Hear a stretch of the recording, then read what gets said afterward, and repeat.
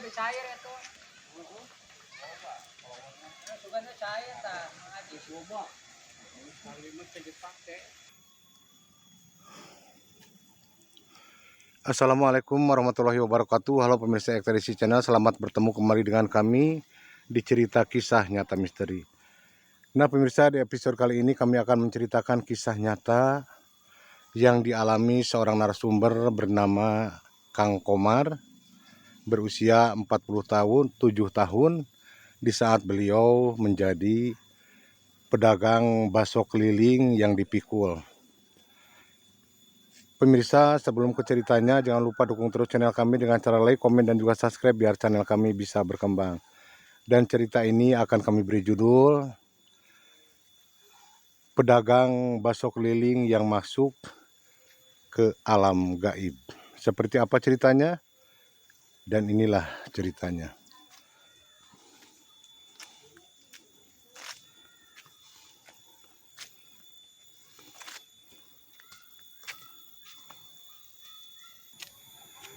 Pemirsa, kisah nyata ini dialami seorang narasumber bernama Kang Komar. Di saat Kang Komar bekerja sebagai tukang bakso keliling yang dipikul, dan ketika Bang Komar berusia 47 tahun. Di saat Kang Komar dalam keadaan kesulitan dari pekerjaannya, Kang Komar pernah bekerja di salah satu perusahaan garmen yang berada di kota Bandung. Namun karena suatu krisis ekonomi, jadi beliau itu di PHK atau dikeluarkan. Jadi saat itu Kang Komar memutar otaknya dengan cara apa supaya bisa menyambung hidupnya untuk keluarganya, dan akhirnya Kang Komar dan istrinya berinisiatif untuk jualan bakso. Setiap hari istrinya berjualan bakso di luar rumahnya atau di depan rumahnya, sementara Bang Komar atau Kang Komar menjual bakso dari kampung ke kampung berkeliling dengan cara dipikul, bukan memakai roda. Kang Komar mulai berkeliling menjual baksonya biasanya dari jam 12 siang dan sampai malam, tergantung habis atau tidaknya si bakso tersebut. Kenapa Kang Komar berjualannya dari jam 12 siang? Karena kalau pagi-pagi sampai zuhur atau sampai jam 12, biasanya Kang Komar bekerja serabutan terlebih dahulu, baik itu disuruh orang lain ataupun mengerjakan pekerjaannya sendiri.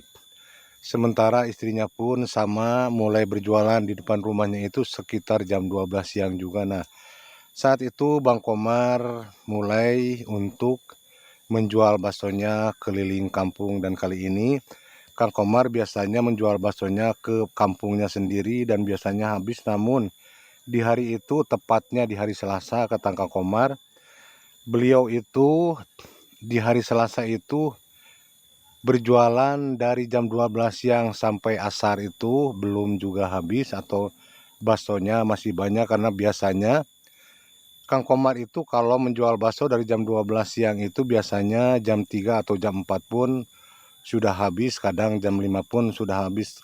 Kalaupun tidak habis, Kang Komar akan meneruskan jualannya sampai malam hari.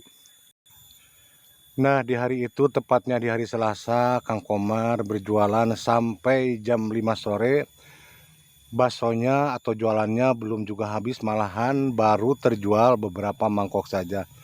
Karena biasanya Kang Komar itu membawa bakso itu hampir 100 porsi setiap hari berjualan.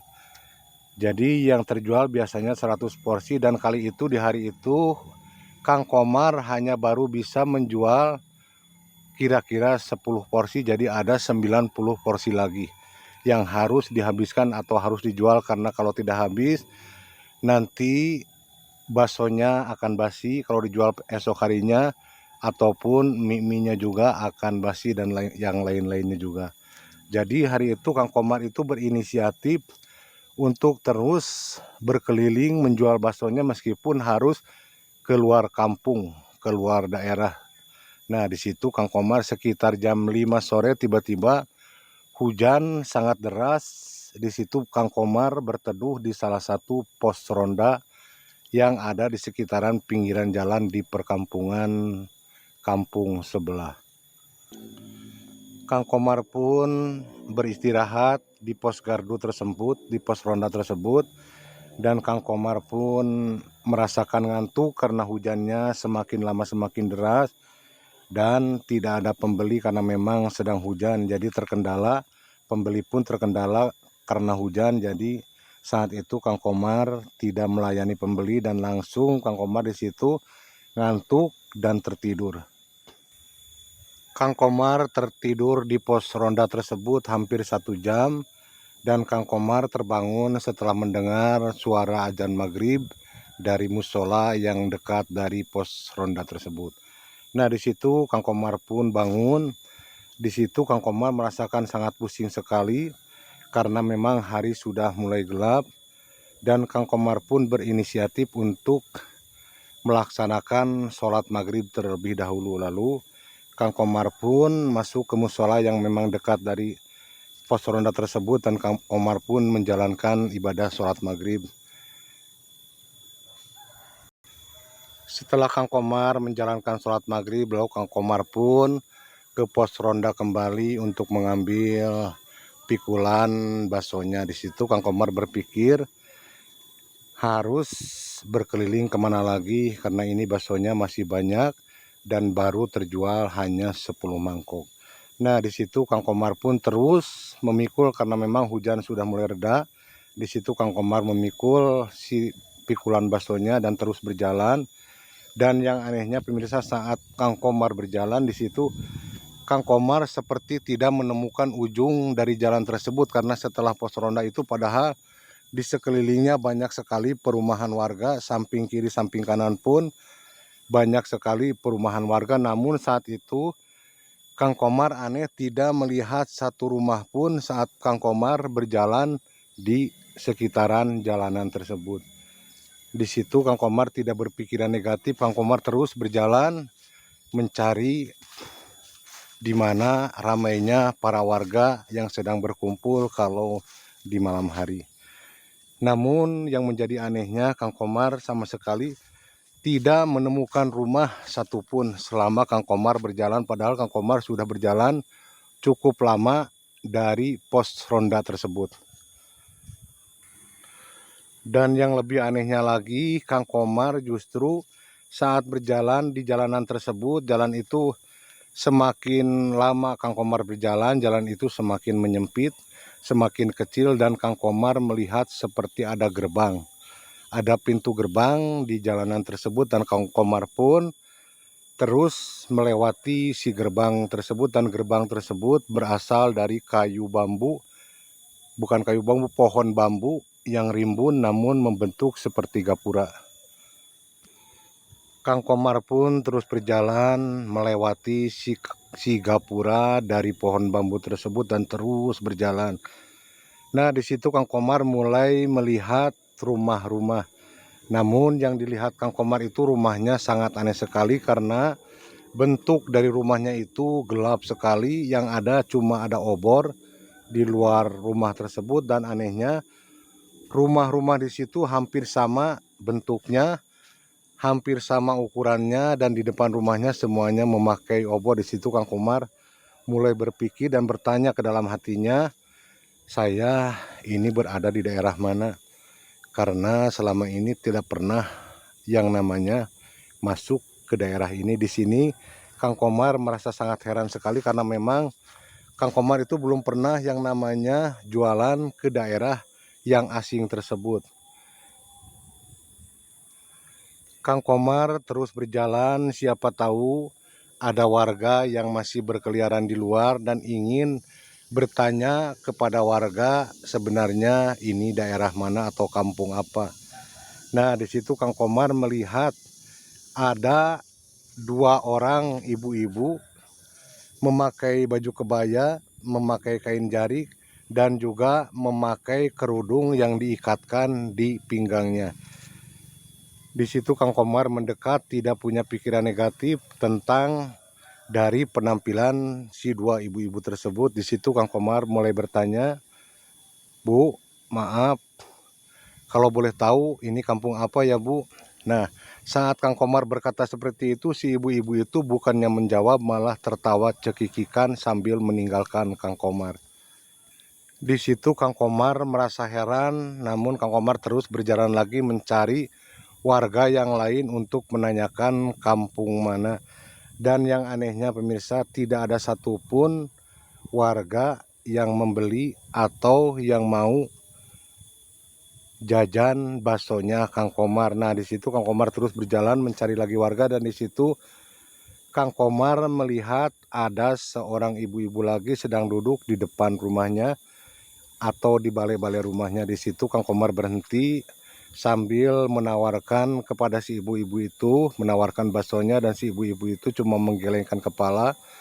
Dan lalu Kang Komar mendekati si ibu-ibu itu untuk bertanya, sebenarnya ini kampung apa, Bu?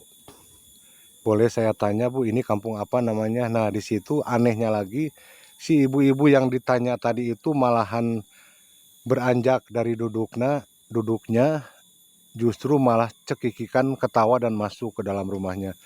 Nah, disitulah Kang Komar mulai merasakan hal yang tidak wajar, hal yang aneh, dan Kang Komar mulai berpikir kalau Kang Komar memang tidak berada di dunia nyata.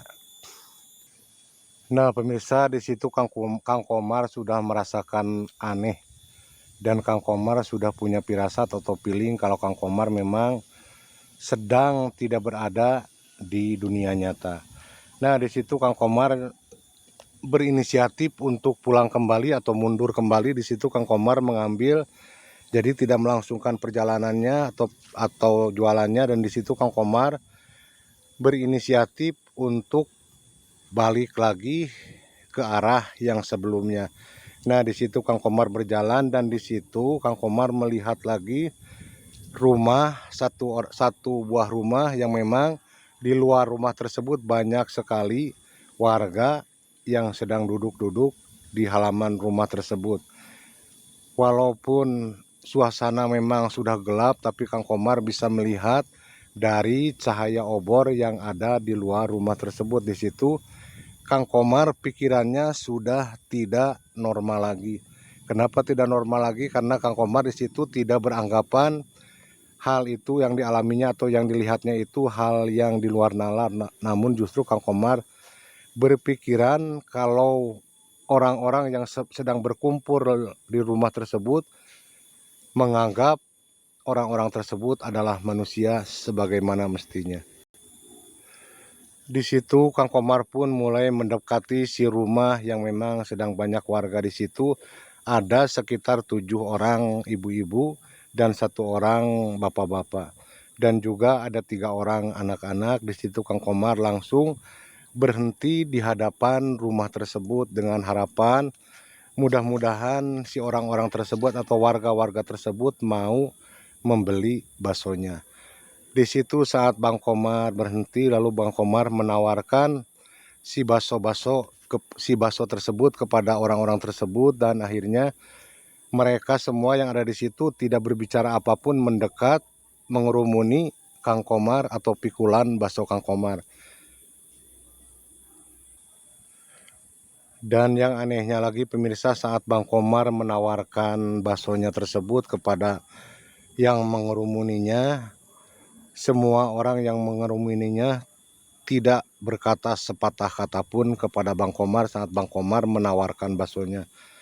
Mereka hanya memperhatikan Bang Komar dengan tatapan mata yang tajam, semuanya memperhatikan Kang Komar, tidak berbicara atau tidak bereaksi apapun, hanya matanya aja yang melihat ke arah Kang Komar. Saat orang-orang yang mengerumuni Kang Komar itu, Kang Komar mulai merasakan pusing, dan saat itulah saat orang-orang tersebut mengerumuni Kang Komar, dan bukan hanya orang-orang tersebut yang tadi duduk di rumah tersebut, justru orang-orang semakin banyak berdatangan dan semuanya mengelilingi Kang Komar dengan suara cekikikan, suara tertawa yang sangat membisingkan telinga Kang Komar. Di situ Kang Komar tubuhnya mulai merasa panas, kepalanya mulai merasa pusing, dan Kang Komar berusaha menutup telinganya karena semuanya mengelilingi Kang Komar dengan cekikikan atau dengan tertawa yang sangat melengking. Di situ Kang Komar sudah tidak bisa mengendalikan pikirannya. Di situ Kang Komar pingsan, tidak ingat apa-apa lagi. Singkat cerita, lalu Bang Komar pun siuman dari pingsannya atau sadar dari pingsannya. Nah, di situ Bang Komar merasakan heran karena saat Kang Komar bangun dari pingsan, hari sudah terang atau sudah tidak malam lagi. Dan Kang Komar melihat ke arah sekelilingnya, dan di situ Kang Komar tidak melihat satu rumah pun yang Kang Komar temukan tadi malam. Apalagi warga-warganya pun sudah tidak terlihat, dan Bang Komar hanya melihat di situ adalah hutan. Dan saat Kang Komar sadar dengan pikulan baksonya, tiba-tiba Kang Komar melihat semua baksonya sudah habis, termasuk mie dan juga bumbunya juga sudah habis, termasuk air baksonya juga sudah tidak ada. Dan saat Kang Komar membuka laci, ternyata di dalam lacinya ada beberapa lembar uang. Di situ Kang Komar merasakan heran, merasakan tidak percaya, lalu siapa yang membeli bakso-baksonya tersebut. Karena seingat Kang Komar tidak melayani satu pembeli pun setelah bangun dari tidurnya di pos ronda. Nah, di situ Kang Komar merasa heran karena di dalam lacinya ada beberapa uang 100 ribuan. Namun 100 ribuan zaman dulu pemirsa. Ada kata Kang Komar 4 lembar uang 100 ribuan.